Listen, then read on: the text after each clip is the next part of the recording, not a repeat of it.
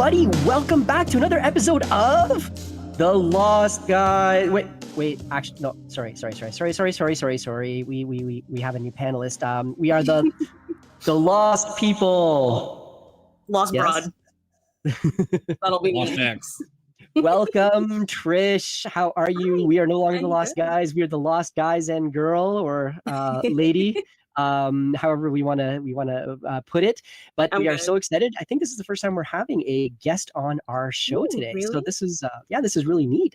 Thank you very much for being here. And even more neat is the fact that we have the enigmatic Martin Stone and Mr. Nolan Thunder with a really awesome shirt and hair that just won't quit. We're going all 80s in this thing, baby. Rock on.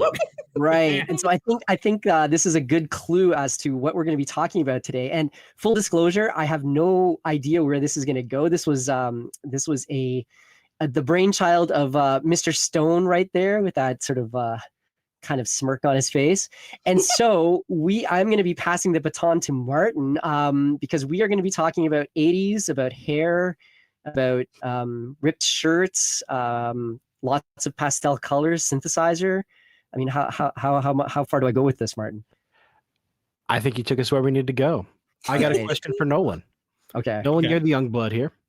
What do you know about 80s rock music? Love it to pieces. The first radio station I ever fell in love with was Q95, Indies Classic Rock. I love old school rock. I'm not an expert. I'm not this girl down here, but I do know. I do know a bit. I do enough to get by. Okay, so like when you think 80s rock, what are the bands you're thinking of? Obviously, Guns N' Roses. Guns N' Roses, AC/DC, Queen, Led Zeppelin, Limp Bizkit, Linkin Park, System of a Down, Sum 41. Wait, sorry, what? Okay, all right. I can see that vein throbbing in your head there, Martin. Sorry. It's okay. It'll just be a small heart attack. All right. But, okay. Hangry, how about you? What did you grow up listening to? Okay, so full disclosure, I grew up listening to. I've never been a fan of the 80s. I'm sorry. It's just it's an era that kind of escaped me. I was like, why do all these people have such weird long hair? Why are their jeans so tight? Why are they wearing makeup? Why are they dancing around like that? Why do they keep using the synthesizer? It just wasn't I kind of like gravitated more towards the old school stuff, like the Beatles, the Stones, that sort of thing. But like, okay, boomer. Yeah, I know some people like lived and breathed the 80s and more power to them. So I don't know. I might be the sort of the disgruntled Ottoman as Lauren called me one time here for this show. So I'm warning you. Loving like old soul, but okay, that too. Yeah. All right. Okay, so Trish, you can back me up on this. The 80s was a pretty decent decade for music, right? Yeah, I would say so. Right. So all right. When you think 80s rock, where's your head? Oh, Poison, Def Leppard, what they would call hair metal. I love it. I don't use it as a pejorative, but so what I'm sort of hearing from Nolan's list, from what Trish is talking about, and then the things Hangry identified: the tight jeans, the big hair. When we think of a decade, we usually think of the last half of the decade as really being that decade, right? Like when you think the 90s, like it's super bright colors and stuff like that. But like the early 90s was really kind of a hangover from the 80s, right? Mm-hmm. Yeah.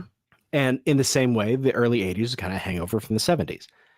Wait. You okay, Hangry? I got to jump in there. Like the 90s that I remember were plaid, lots of plaid shirts and ponchos and that's going towards the second t-shirts. Yeah, but that's going towards the end. That's true, I suppose. Oh yeah, there was Hypercolor, I guess. Was that an 80s thing or a 90s thing? That was an early 90s thing. Yeah. Okay, you're right. Okay. And then like think back to that Saved by the Bell intro with the squiggly lines and note paper and neon colors and stuff like that. That was, that was kind of early 90s. I want to think that was 80s, but you're right, actually. Saved by the Bell started in 1989, I believe. Yes. This is Good Morning, Miss Bliss. Mm-hmm. Mm-hmm. Okay. So Whenever I we're think both kind of right here. All right. Whenever I So think of early 90s, the first thing that comes to my mind is the Vanilla Ice Ice Ice Baby music video, and that makes me happy. That's Okay, sort continue. of fair because that is early 90s. So it's like, yeah. That's Well, a to classic right there. satisfy you on that one, maybe we can do a Cool as Ice episode. That's gonna come up. That's on the list now. Oh, Have no choice. I know it's got to happen now, doesn't it? So, Nolan and Hangry, had you even heard of Billy Squier before I brought him up? Oh No. yeah, I love Led Zeppelin. That's what I thought. That's what I thought it was when I first heard that song. I just assumed it was Zeppelin. Yeah. Well, Hangry, how about you? Had you heard of Billy Squier like by name? I had not, and I hadn't realized there was this horrifically popular meme going around in the background with this. Like when you first suggested like a music video for an episode, I'm like, that'll be a fast episode. And then I saw the video itself, and I was like, oh, I see where he's going with this. Mm-hmm. Right. So this is a music video that has famously ruined a person's career. At least that's the meme about it. That's what everybody says. I'd like you, gentlemen and lady, to meet Billy Squier. In the early 80s, Billy Squier starts releasing solo music albums. He had been a part of a band before. He wasn't brand new to the industry, but, well, dig, if you will, this picture. It's 1980. Thank you, Trish. You're welcome. I'm digging it. It's 1980. You're driving your Trans Am down the road, Oh, listening to AM radio, because that's what you listened to in the 80s. Mhm. And you hear, I'm sorry, let's say it's 1981. You Okay. hear coming from your mono speaker that high tenor, that power tenor that you associate with Zeppelin. Somebody singing, "Lonely is the night when you find yourself alone." It's been like a year, maybe a little more than that, since Zeppelin broke up. And let's be honest about Zeppelin's later albums. It's been a bit longer since Zeppelin's really been Zeppelin. Yeah. And now you've got somebody doing what sounds like Zeppelin back in form. That's Billy Squier. I didn't realize this was going to be a musical episode. Like, are we all going to have to sing? That you have got a really nice voice, by I the way. want to hear them pipes, Angry. Yeah. Well, thank you very much. Makes a guy feel good inside. So on the strength of Lonely is the Night, which, as Trish was pointing out, was never actually released as a single here in the United States. But the lead single on that one was The Stroke. You guys may have heard that song, right? It's the rock song that has the Volga boat song in the middle of the bridge for like no reason whatsoever.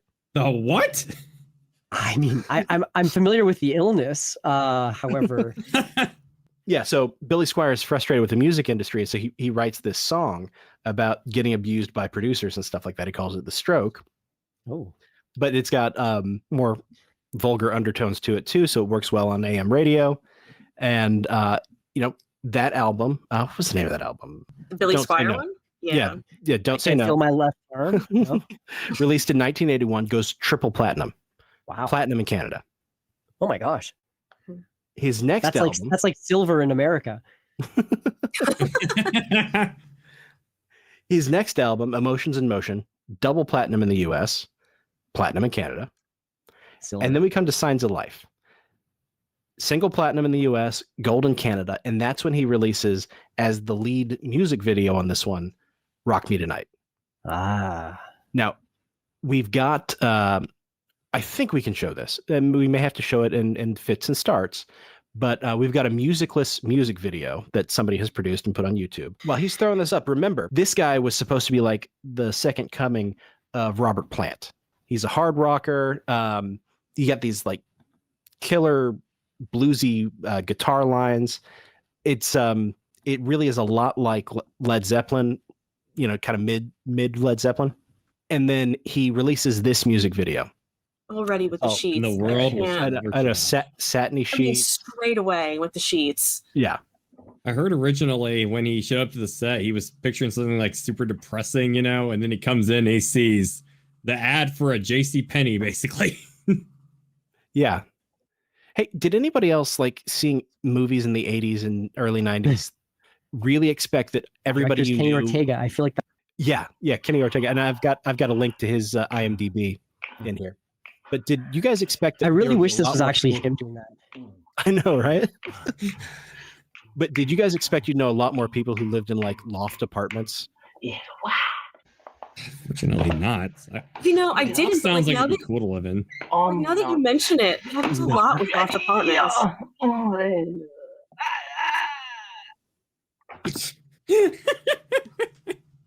right, now bear in mind, this is early MTV, and I think we can shut it off here for now.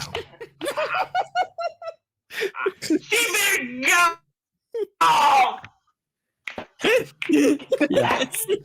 Just let me know when you want me to continue.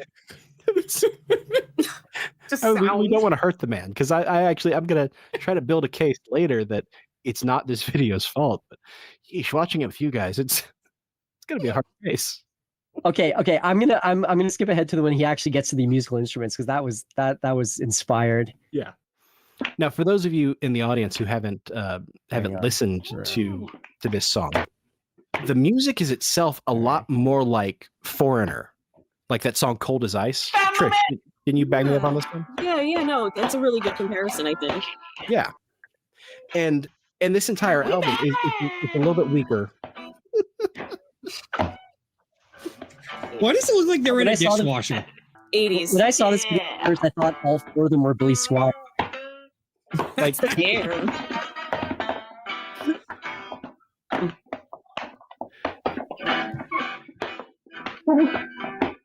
I was in a band that sounded like this, actually, so I kind of I feel it. You know, we laugh at this now, but that's probably what it looked like and sounded like when they were actually filming this. oh yeah, those weren't plugged in. Yeah, definitely not.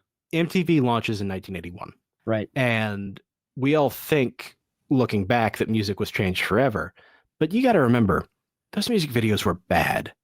Like really bad. It was not good. Like Bon Jovi did one that was like people thought they were going to be mini movies telling stories and stuff like that. Bon Jovi did one with Danny Aiello where they're like stealing cars or something. Was that In and Out of Love? I think that's In and Out of Love. Yeah, they're like on the pier and stuff like that. Yeah, and that is like a mini movie. That one. And then you've got why am I blanking on the name? The band that did Pressure Get to You, Martin. Pressure. Actually, we could talk about Under Pressure. But all right. But we got like the band that did Come to You with Open Arms. Oh, Journey. Journey had some real stinkers in music videos too. So it's not just Billy Squier. No, it's not. Yeah. Okay. So it is all of them. Yeah. Okay. So hang on. Like, let me. Okay. So that's kind of my point here. Like watching this video. So obviously I watched it with the full music, and I encourage all of our listeners to go and do that. I don't want to risk the copyright strike, so we're not going to be playing that. However, again, speaking as someone who is agnostic on the 80s, watching that, but familiar enough with it, watching that video, I'm like, why? Like, what was controversial about it? Like, it struck me as your average 80s video. Like, am I missing something here? How about you, Trish? You got thoughts on that one? Well, it's funny because to sort of lend into that, I kind of feel like the part where the whole band is there, if the whole video were that, I think people would just be like, it's an 80s video, whatever. There's plenty of videos like that.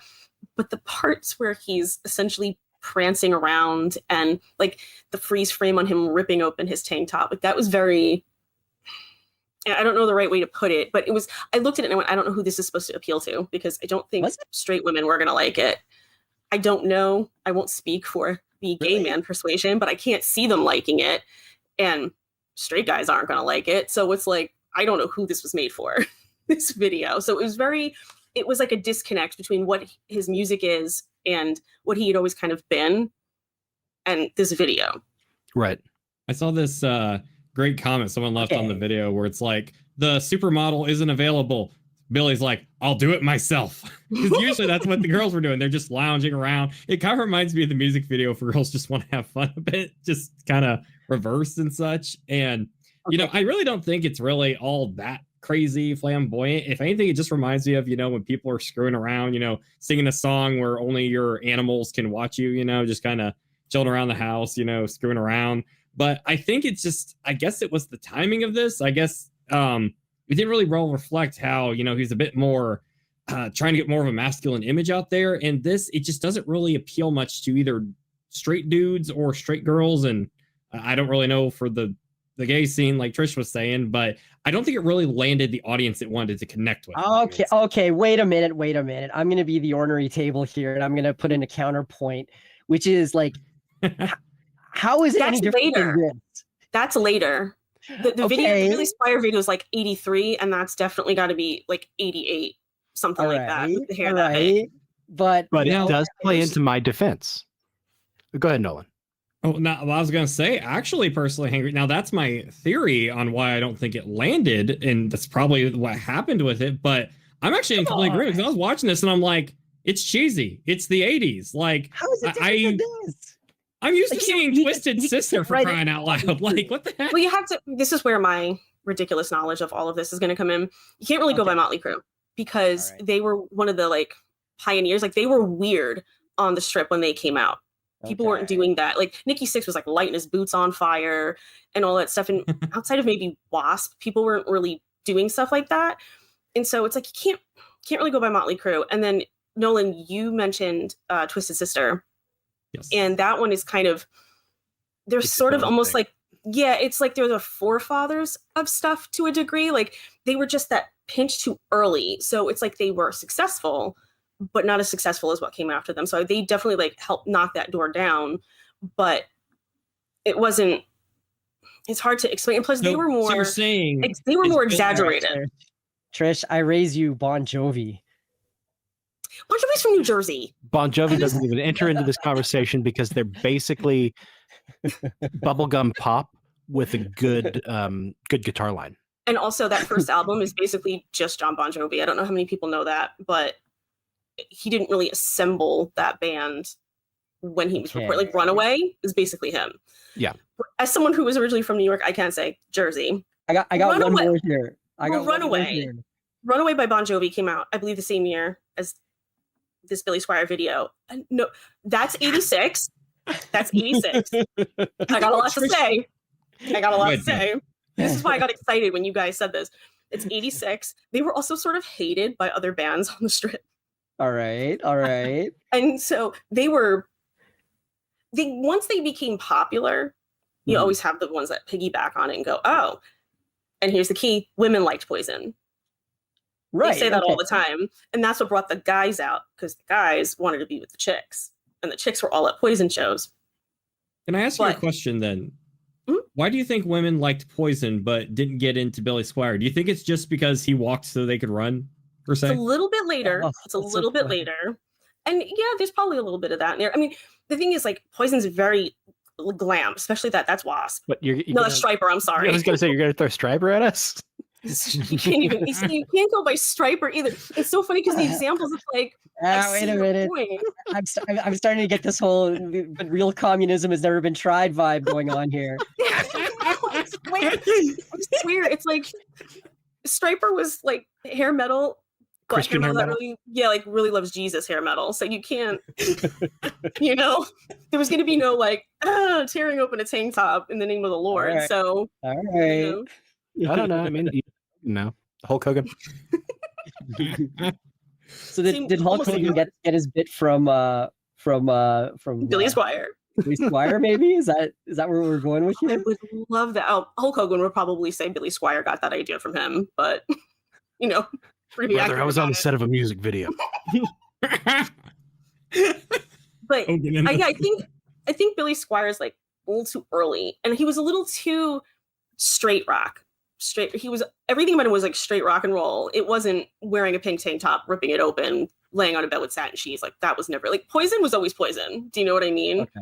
Well, and that's actually what I was gonna try to build to, because Billy Squier, when he starts out, really does have that Zeppelin quality to him. Mm-hmm. And even stuff like "Everybody Wants You."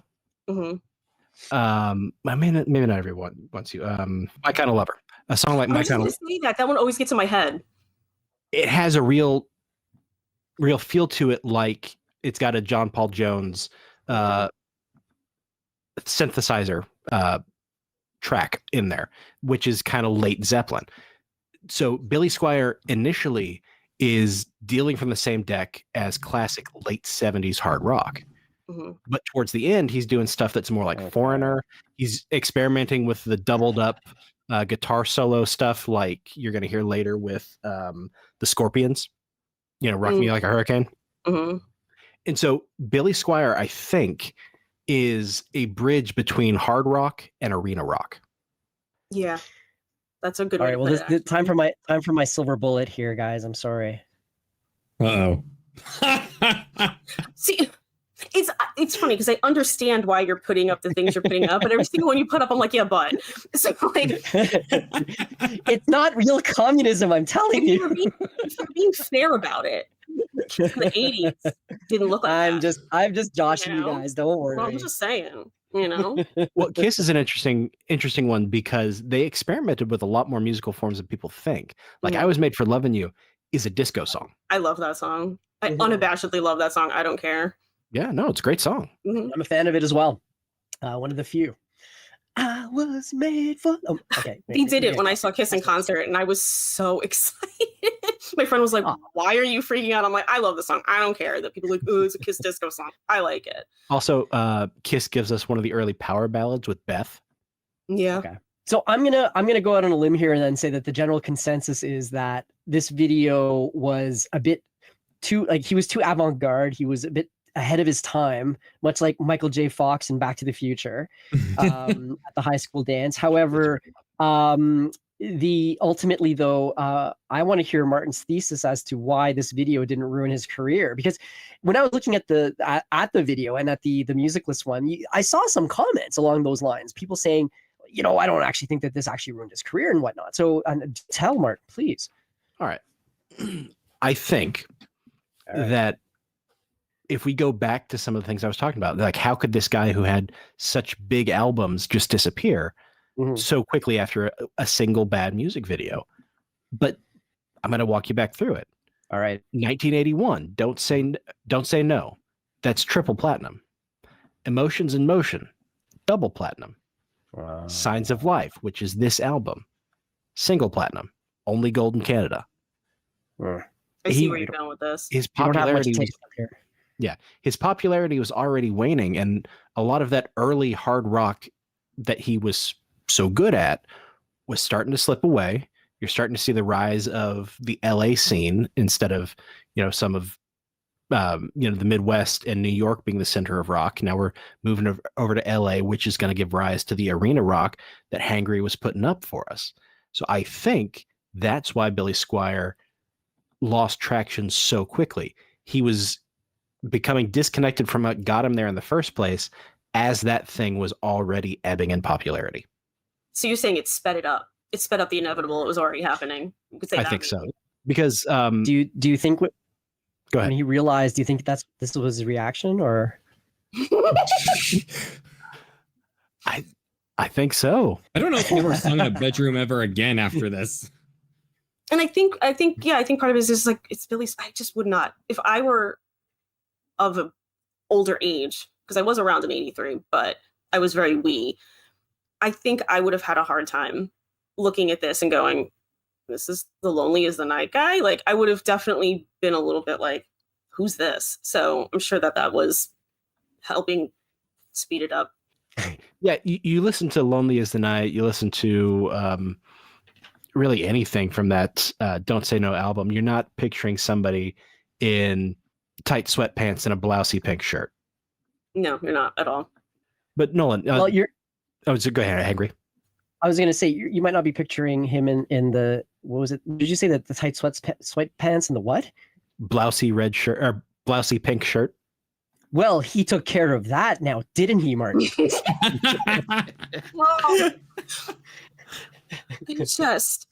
And they just freeze frame it, Trish is never going to want to come. We need to get in all honesty, I'm having a blast. So. We need to get a GIF of this one over to Marvin.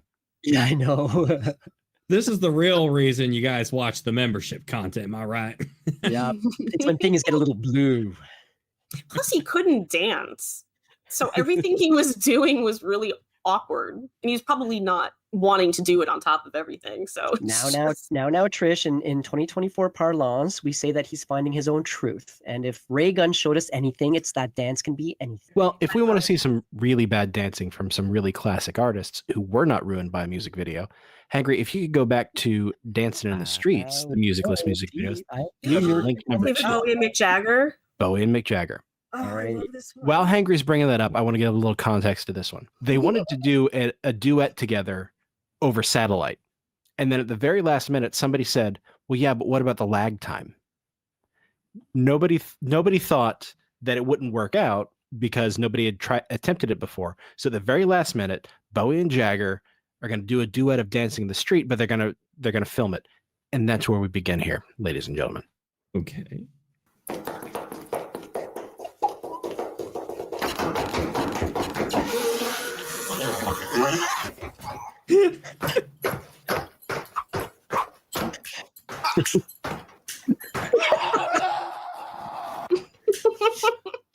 Billy, we're moving. Right, so Bowie and Jagger at this point obviously have built up years and years of goodwill with the public. Oh yeah. And I'm sorry. and sure, Billy Squier only had a run of say 4 really good years where he was in the public spotlight. But Rock Me Tonight is not as bad as this. Like not even nearly close. as bad. And I think this is what you're trying to say is really the heights of David Bowie and Mick Jagger. They could weather that. You know what I mean? Like everyone could have laughed so hard at it, but it's still David Bowie and Mick Jagger, so it's like they're going to be fine. Right. Billy Squier is not Mick Jagger levels of rock star, so it was just not helpful at all. I mean, Mick Jagger is not even He Mick Jagger. didn't have enough. Rock star. He didn't have enough hit points. Right. Can I also present a question here? It might be a good time, seeing as how well, these two were able to, not have that destroy their career because of, their image. Do you think part of the hate towards this music video was because it was cool to hate on, kind of an old school Nickelback sort of way, where the band really isn't that bad? It's just it's trendy to make all these jokes about it. I would think so, except I think it was more forgotten than raged at. You got to remember, this is pre social media. Yeah, this is before the internet. Right. So I found out about this music video years later because I was listening to classic rock and I was hearing stuff that sounded great. In fact, Nolan, when I sent the song to you originally, you thought it was a Zeppelin song, like you had heard it before. Yeah, you assumed it was Zeppelin. Yeah, because most of these not I Rock heard Me it the Tonight. old school way. Yeah, the old stuff, radio. not Rock Me Tonight, but his older stuff you thought was Zeppelin. Mm-hmm. Yeah, no, I would just hear like the traditional way on the radio, and I just kind of be like, okay, let's see what I got here. Sometimes I Shazam out my phone or something like that, but like I just assume like, okay, that voice, it's got to be a Zeppelin song, and to my shock, I'm like, okay, people can sound a lot alike. Yeah.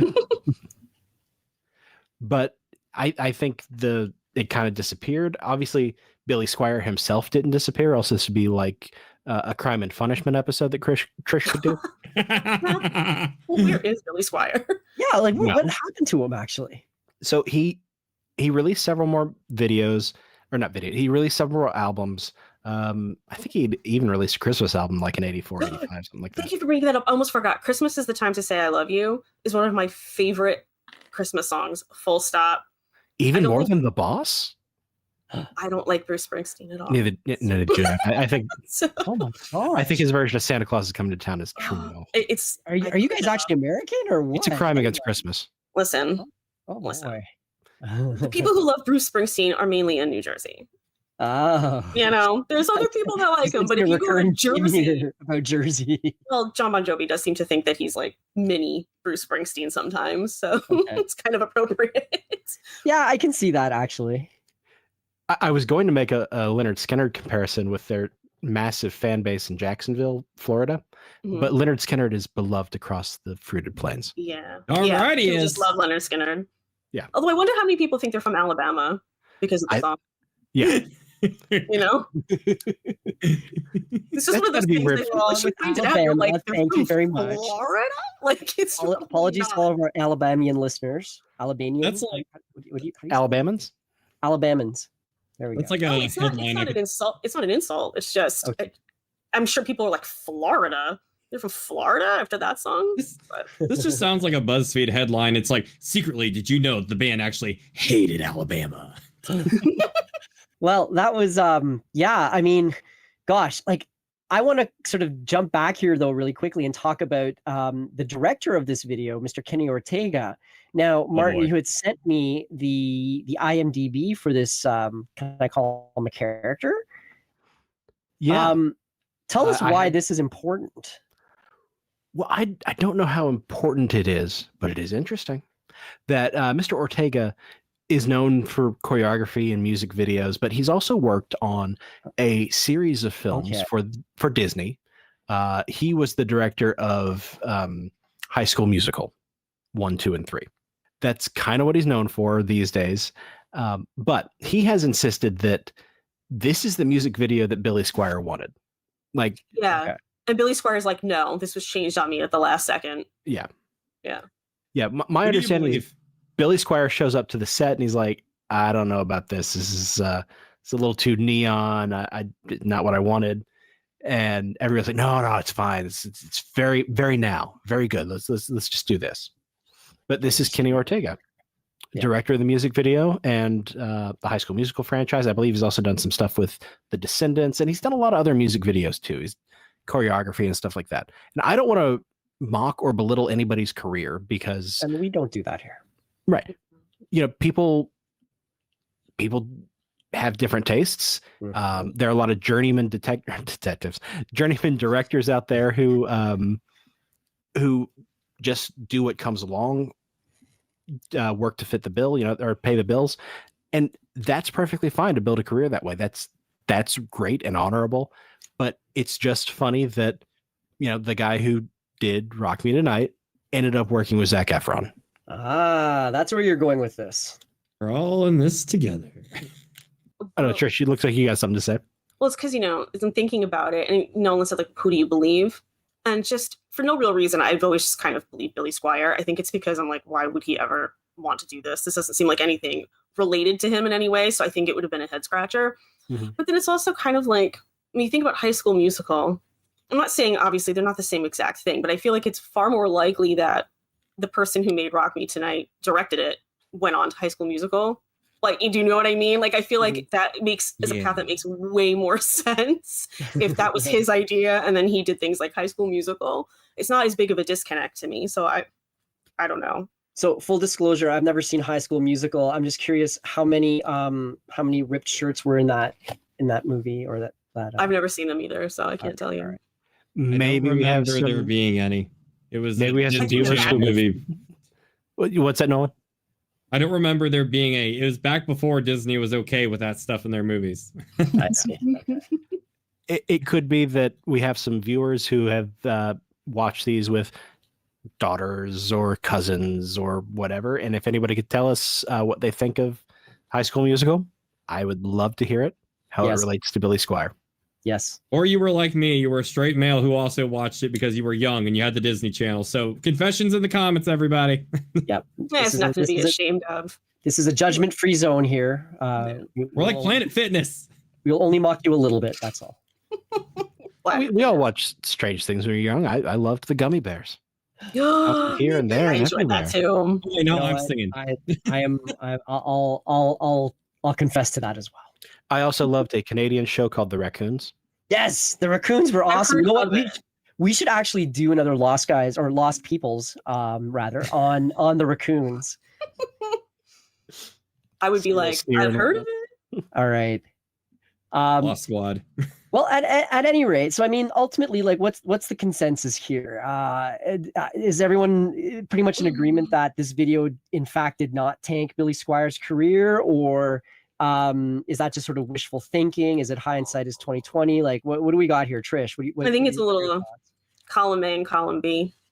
Aww. No, you don't want to go middle of the road here. Come on. Well, because Martin has a point with the sales going down and whatnot, but I can't argue it didn't hurt him, because it definitely hurt him. I mean, and it's funny because I read this book ages ago, and when I was looking up stuff for this, the oral history, I Want My MTV, they had interviewed hundreds of people, and nobody could agree on the best video of all time, but they all agreed that Rock Me Tonight was the worst video. And so how much of that is people jumping on the wagon? But it was hundreds of people. So if even half of that is genuine, you know what I mean? It's like, okay.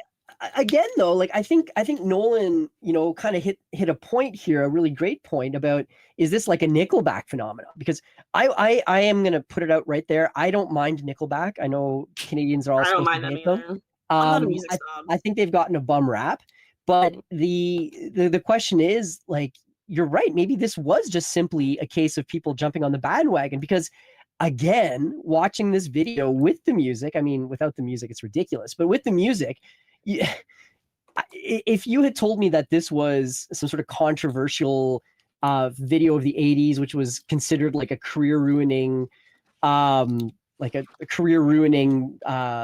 enterprise, and that Billy Squier was never heard again because this thing absolutely tanked him, like kind of like, the 80s equivalent of Showgirls or something, I wouldn't have believed you. I would have been like, have you seen any other 80s video? Like, you're coming with the benefit of hindsight, though.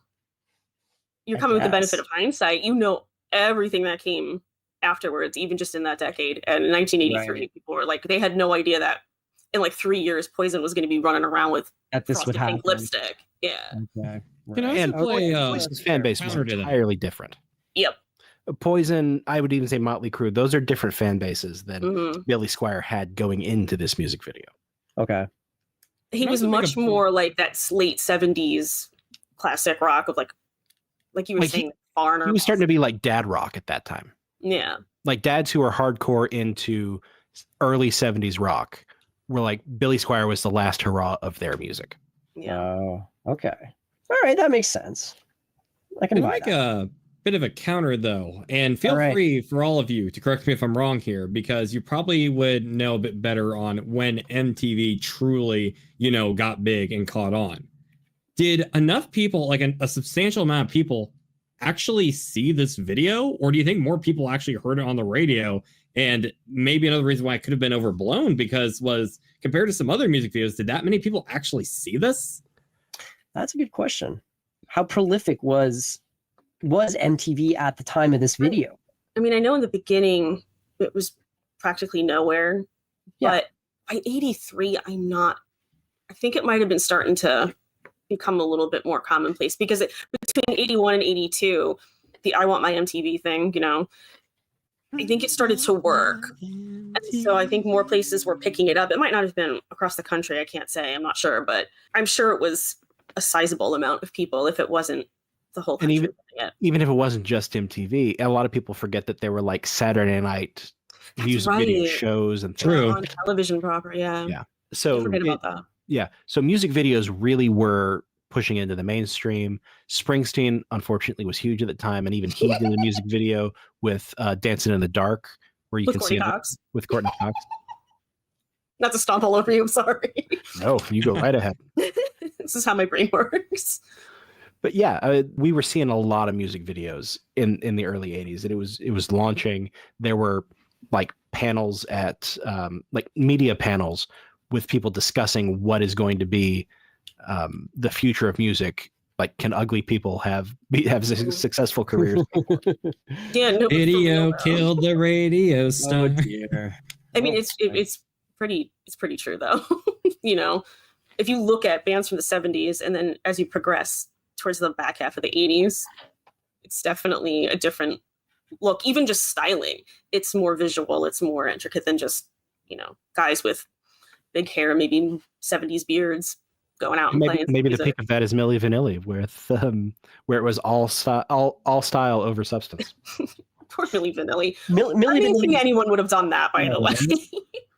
Milli Vanilli was 80s rock as well, right? Or no? That's pop.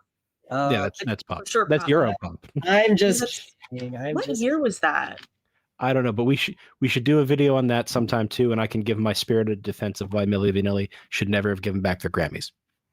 Ooh, I'd like to hear that. Okay. Yeah, actually, I think that's a pretty good that will be definitely a good suggestion and a good show to cover. Oh boy, we are firing on all cylinders.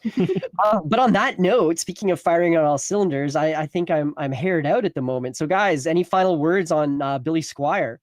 Well, yeah, I think I'd like you all to know that Billy Squier still exists.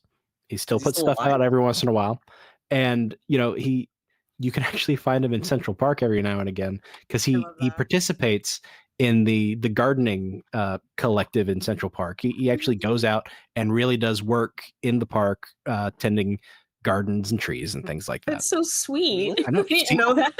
Yeah. Seems a good guy. He does seem like a good guy. And I would tell people, especially if you like some of that late 70s, like we were saying, give Billy Squier a shot if you haven't, because I think there's a really good chance you'll like it. Okay. What I'm saying is it's a redemption story. That's fair. And America loves a redemption story. That's right. All right.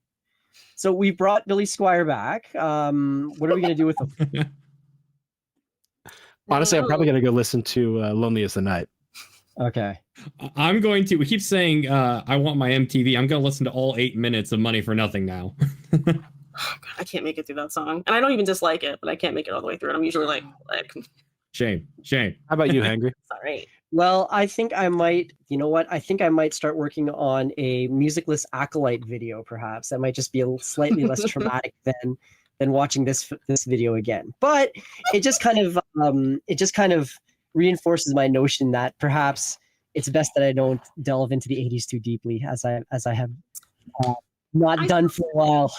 I still say you should. You never know what you'll find. If you like even one thing that you hear, it's worth it. All right. Well, look, guys, thank you so much. This was a fantastic episode. Thank you so much, Trish. You brought a certain je ne sais quoi to this conversation, and I think we all agree that we would love to have you back for future episodes as well, if you're so willing. Guys, what do you think? As always, we want to hear your thoughts. Did you know who Billy Squier was? Did you watch the video? Are you the person who created the musicless video of Billy Squier? Let us know in the comments down below. We'd love to hear from it. Of course, if you have any other suggestions for some, how should we put this? Forgotten media or media that should best be forgotten that perhaps could do with a bit of an unearthing for purely painful reasons, then give us your ideas, give us your comments, leave them down below. We love to hear them. We love to see your interaction. This is the member perk for you folks at that Park Place, and so we're so grateful for that. And the more that we can do to add value to your membership, the happier we are. So without you guys, we can't afford those satin sheets in our bed. So thank you. I've ripped through my last tank top already, and so I'm shirtless now, as you can see. However, and you guys are like, this video isn't really that big of a deal. Well, these are the things you're saying to make fun of each other. Come on, make fun of yourselves. See, just saying. We do that all. Trish, where can we find you? Yes, where can we find you, Trish?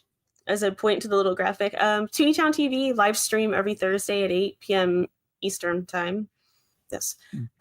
It's a pop culture with Marvin the Movie Monster and Kevin Apollo. Me, usually Nolan and Martin are there. Occasionally we get a little pop in from Hangry over there. Is how I know these guys. And it's always a fun time. Talk about a bunch of stuff on TV, movies, sometimes video games. It's a fun time. It is. I highly recommend everyone go and check that out. It's Thursdays at 8 p.m., I believe, Eastern time. Mm-hmm. And it's awesome. I love it. Marvin is fantastic, and he's actually taken over as the editor-in-chief of That Park Place now. So it's a huge shift. He's doing a bang-up job on it already, and he's still able to maintain the, what do you call it? The movie, the Marvin Monsterverse? Is that the Monster Marvin verse? How do we put it? Anyway, he can. MMU. The MMU, yes, the MMU, directed by Zack Snyder. So on that note, everybody, thank you so much for joining us. We are so happy to have you here. We will see you next time on The Lost Guys and Girls.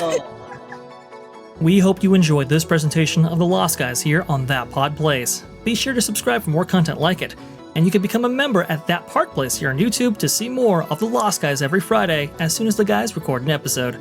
Let us know your thoughts on this intriguing topic in the comments down below. Please comment, like, and share this video, and don't forget to subscribe to That Park Place Podcasts Online, your source for exclusive content and highlights from WDW Pro, The Pro Show, and That Park Place for all the news that should be fun.